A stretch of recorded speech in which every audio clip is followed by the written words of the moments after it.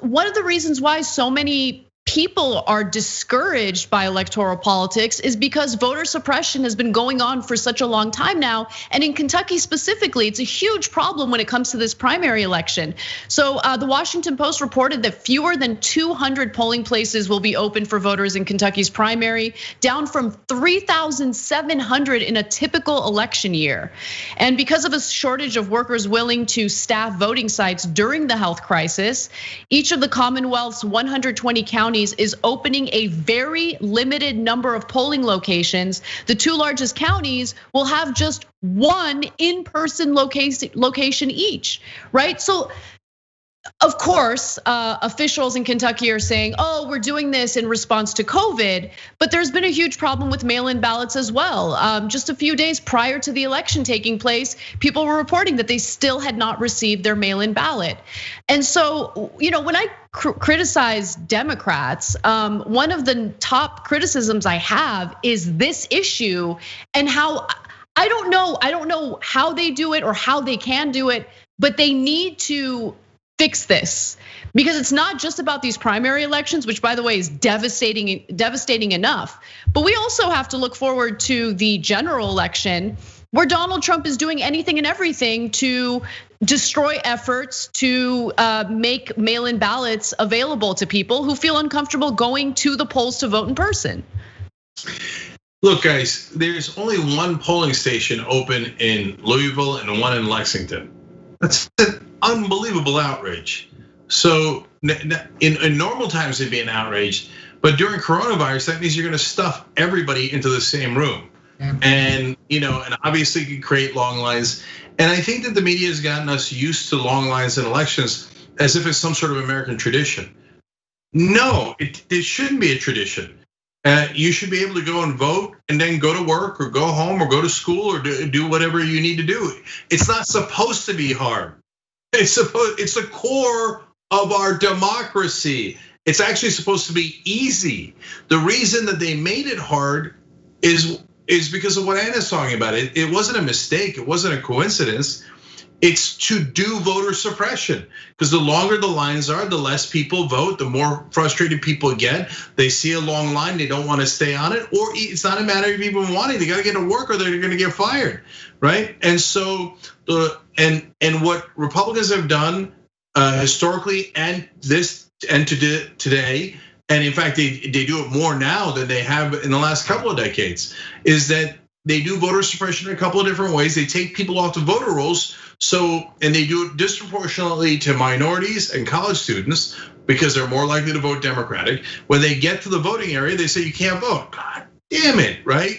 And then the second thing is to put less polling areas in traditionally minority areas and more in traditionally white, suburban, wealthier areas. So then wealthy people go vote without any problem at all. They all get their votes in, right? And then people who are poor, and by the way, have to go to work even more so, and people who are minorities and young, they have to wait in the lines. And so if you knock off enough voters that way, then Republicans win. Paul Weyrich, who set up the Heritage Foundation and so many other conservative think tanks, explained it all the way back in 1980. He said, we do not want more people to vote. If more people vote, Democrats win. We got to get as little votes as possible so that Republicans can win. So we know that strategy, so let's not let them get away with it. And every once in a while, to Anna's point, Democrats will get frustrated after an election. For God's sake, do something before the election.